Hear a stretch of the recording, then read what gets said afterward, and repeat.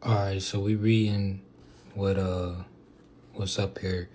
So you got Chancellor and Chamberlain. Those are the two titles of nobility I want us to focus on because that's in our Carolina Constitution. We cannot call ourselves Carolinians if we ain't moving like them.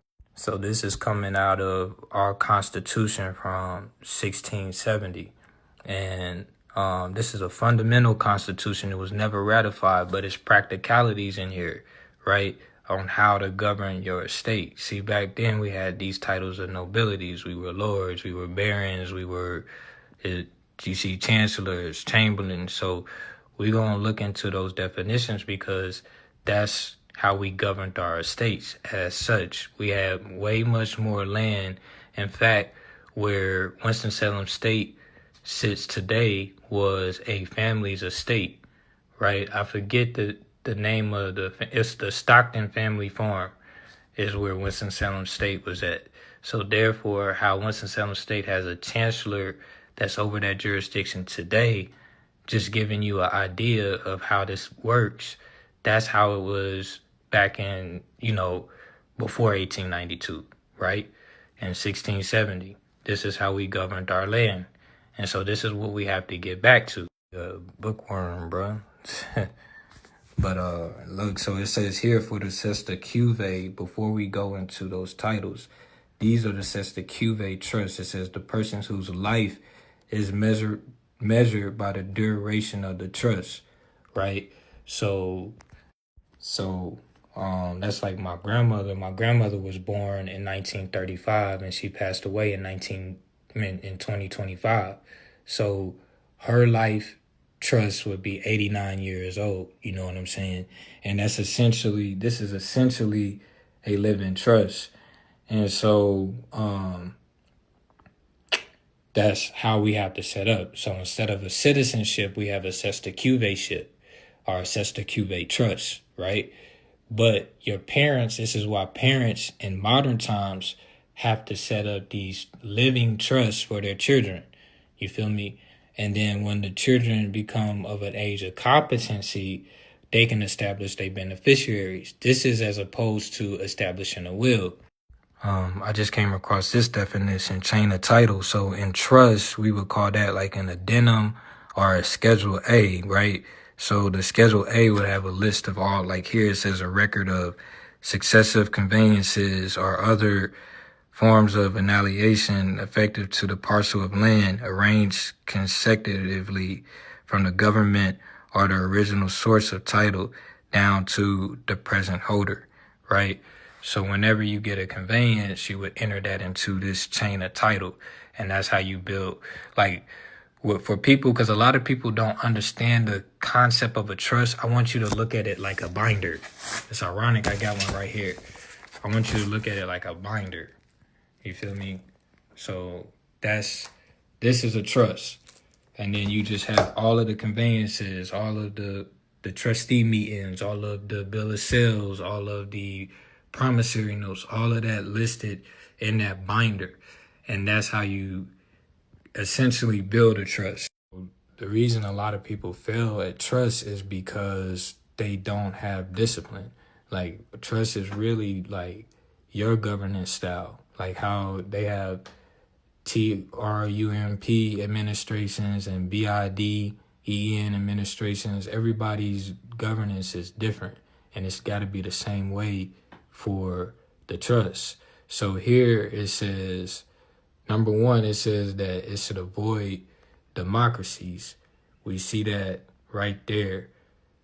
There we go. It says we should avoid democracy. And it says the lords and the proprietors. So who is the proprietors, right? You are the proprietors, sole proprietorships, right? A lot of people who are independent contractors you are a lord proprietor. You feel what I'm saying? These are your titles of nobility that essentially is passed down to you. But you got to have self-determination. The province. So the province is Carolina. Yeah, all right, bet. Shout out to Carlos Parks for that painting, bro. My mama is, you know what I'm saying? Yeah, that's dope as hell. So we got two of those titles on there. We have the Chamberlain, and it says here, I'm gonna read it to you. You see, Chamberlain is right there. It's Chancellory, Chamberlainship, the office of the Chamberlain, and then the Chamberlain is in Old English the keeper of the chamber. It says the original Chamberlain was the keeper of the treasurer. It says right here, camera. You say camera. You see it say camera right there. Camera of the prince or state, otherwise called the treasurer. So I'm trying to tell you, that's one of the most important positions for if you're going to establish any type of trust. The Chamberlain is going to be the most important position. You feel what I'm saying? So the name of several high offices in the state of England as the Lord Great Chamberlain of England, the Lord Chamberlain of the household, my niggas, of the household, Chamberlain of the Exchequer. The word was formerly used in some American cities as the title of an office or corresponding to treasurer. So American city. So my ass fancy, bro. You feel me? I'm the chancellor of my house. You feel me? I'm the chancellor. See, my mama gave me like 5 different names. So one of my names, I'm the chancellor, and the other name, I'm the chamberlain. You feel me? That's how I run my sole proprietorship for my trust, for the living trust. You feel me? Now, I seen a video where somebody was like, living trust still tie you into the state jurisdiction. No, it don't. No, it don't. No, it doesn't. Especially if you have elected your beneficiaries. So you, as parents, you set up your children's living trust when they born, because it's like, let's go back to this definition. So right here under the Cesta Cuve, it says he who benefits the land. Oh, I'm on the wrong one. That's Cesta Q you say. Cesta Cuve is the one whose life is measured by the declaration of a trust, a gift, the estate. You have living, like life estates. And so what I'm just giving y'all a big nugget right here.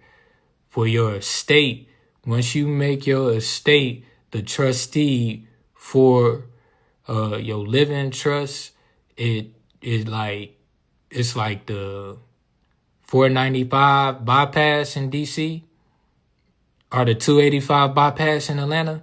So you don't got to go through the domicile or the, what they call it, the municipality, because you just outskirted it through the county. And then the Trade 4, they building the new one on Highway 74, the loop. And my mama, Darrell, seen it coming before anybody did. She said they about to build a new highway. My mama told me that in 2004 when we was on our way to church, riding down 52. But anyway, back to the topic. It's a life insurance, right?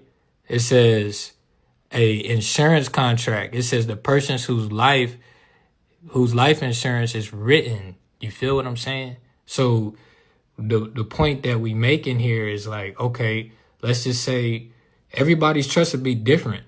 You know what I mean? Everybody trust, like we set up book trusts. So you can have book trusts where you say, we want to stack up 20,000 books. You feel what I'm saying? 20,000 books. And then once I die, the author talking, right? So let's use an author from the past. Let's use J. Rogers. Let's say if J. Rogers set up a book trust and he said, look, here's my catalog. We want 20,000 of each copy. And I don't know if J. Rogers had children, but your children don't have to be beneficiaries. He could say, all right, we're going to we're going to gift this entity. Let's say we're going to say the Happy Hill Neighborhood Association and keep it at home. We're going to keep it in the library, the Happy Hill Library, right? So we're going to give these books to the Happy Hill Library. Do you feel me? So what that did is it bypassed the probate, because if you don't, these people are assuming you to be dead. Do you understand? They are assuming you to be dead. D-E-A-D, not D-A-D, not dad. Dead, nigga. So, like, if you not declaring yourself, hold up. Right here, don't you see where it's written in verse 3? It says that those that are remaining in Jerusalem, we call it Jerusalem because we talking specifically about the Trefo Salam, the Salam of the Trefo, the peace of the Trefo. We talking about the rivers, we talking about the creeks, we talking about the trees, the hills, and the valleys, my G. It says those who are left in Jerusalem shall be declared holy. Every one of them that is written, it say it has to be written among the living in Jerusalem. Now, this is this version, but when you go to different versions, it's going to say recorded amongst the living. So you have to declare yourself to be living. If you got this part, have some coffee. Let's have some coffee. Have some coffee when you listen to me, nigga. Play this shit in the car. Like, you got to play. I prefer you not to look at me when you listen to my videos. This is radio. Play this shit in the radio. That's why we put it on YouTube. Like, all of these lives go on YouTube so that you can pause, play, rewind. You know, it's hard to do that on Instagram. And we understand that. So for my listeners, you can go to Daryl Q. Slade YouTube and you can get these videos and listen to that shit. Like, in the car, play it for your children. Like, let the kids watch this shit. I prefer, like, an audience of, like, 14, 13. Yesterday was a young boy who was out when I was doing my deliveries. And he was like, yo, can you give me a sandwich, bro? And I was like, man, you know me. I'm like, bro, I got kids. I'm like, I got kids, dog. You know what I'm saying? I'm like, I told him, I'm like, bro, I don't have nothing. I'm like, but I felt bad. So I was like, man, I'll get you some fries. And he was like, man, thank you, bro. You a real one, bro. And he was like, I just lost my granddad on the 1st. And he was like, I thought it was a joke because it was April Fool's, but he really passed away. I was like, what's your granddad name? He said, Leroy. I was like, man, that's crazy. My grandfather died almost 10 years ago on April the 2nd. Long live Jack. So I was like, I told the lady, I was like, you know what? Give cuz a full meal. Let him get the full meal. And then he went crazy. He's like, let me get a milkshake. And then I'm like, bro, you feel me? But anyway, that's my audience right there, that age group. And I was trying to tell him to get my book. He thought I was trying to hit on his mom. I'm like, boy, I don't want your mom. I want you to read my book. I want your mom. Wait, I might wonder what she look like. Where she at? All right, let's get serious. All right, chancellor. All right, I wanted to go over that definition of a chancellor. It says the name given to, in some states, the judge or the presiding judge of a court of chancery, a university president, or chief executive officer of higher educational systems in certain states. So what I did for my living trust, because my estate is the trustee, right? So a while ago, I showed y'all the Ralph Pearson estate. I took y'all there, and he had a law school on his estate. So therefore, it says the higher educational system. Typically, a law school is a higher educational system. So therefore, if you have a law school on your estate, for me, in my case, I got a library. You feel me? We got a library. Reading, this is books from my library. So therefore, I modeled my living trust as essentially a university. And what's so interesting about that is in France, you have St. Quentin, which is a university, but the chancellor in those parishes in France and Germany, the chancellor would also be the like I would say, the CEO of the city or the president of the court. So that's like a very powerful position. Also, the chancellor is the one who's assessing the equity. So he's looking at the equity bill and seeing the morality in it and if this should be paid, you know what I'm saying, to the person making the claim. So that's the work of Chancery. It's all about equity. And so it says, in England, the officer was formerly set in the court of the exchequer, but now is the minister who has control over the national revenues and expenditures, right? Well, this is how we have to, like, moving forward, this is how the households have to govern, so, right? And then as you grow and you get bigger, now you can have other people to fulfill these roles. And then your children, imagine if you have revenues for your children to be on salary. That's what we working towards. We not there yet. We working towards that. Your children, your grandchildren is like a second chance to get it right. And then your great grandchildren, like, pass down to your children. Like, that's what we should be doing, right? It says, the Lord High Chancellor is the highest judiciary function in England, also known as Lord Chancellor, appointed by the Crown. The Crown. When you're born, it's called a crowning ceremony. The appointed by the Crown upon the advice of the Prime Minister. So the Prime Minister is the administration. So you have your own administration, because if you don't, then the public United States Trust will come in, and this is why, again, they have auctions at your house. Like, your grandma's house will have a line of people through it, and shit that she been preserving for since the 80s and 70s is getting auctioned off just like that, as opposed to getting preserved. This is why we having these conversations. You may not like it, but you're going to respect it. It says, appointed by the Crown, the Prime Minister sits as the Speaker for the House of Lords. Word. A member of the Cabinet, and presides at the appellate judicial proceedings. Do you understand?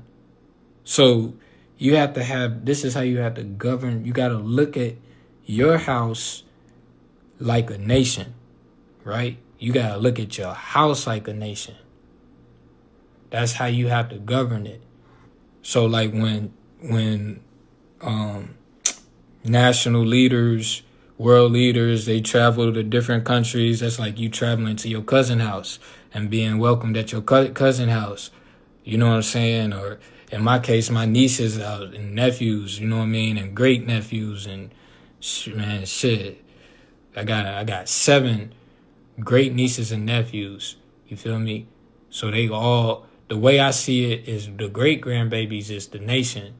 The grandbabies is the tribe. You feel me? And the children is the clans. That's how you govern that's how you set up a family trust. That's how that's have to be set up, right? Because when you got the clans banded together, then you have the tribes. When you have the tribes banded together, then you have a nationhood. It's birthright. People be I have people call me like, where do I go to apply to be? I'm like, no, you don't apply. You born into it. You feel me? That's the birthright over everything. And that's what my fight is, like in real life, not on social media, but in real life, that's my fight every single day, is for the people who's indigenous to this land to be recognized and to have remedy, and to restore what was lost to them. It's not going to come through reparations.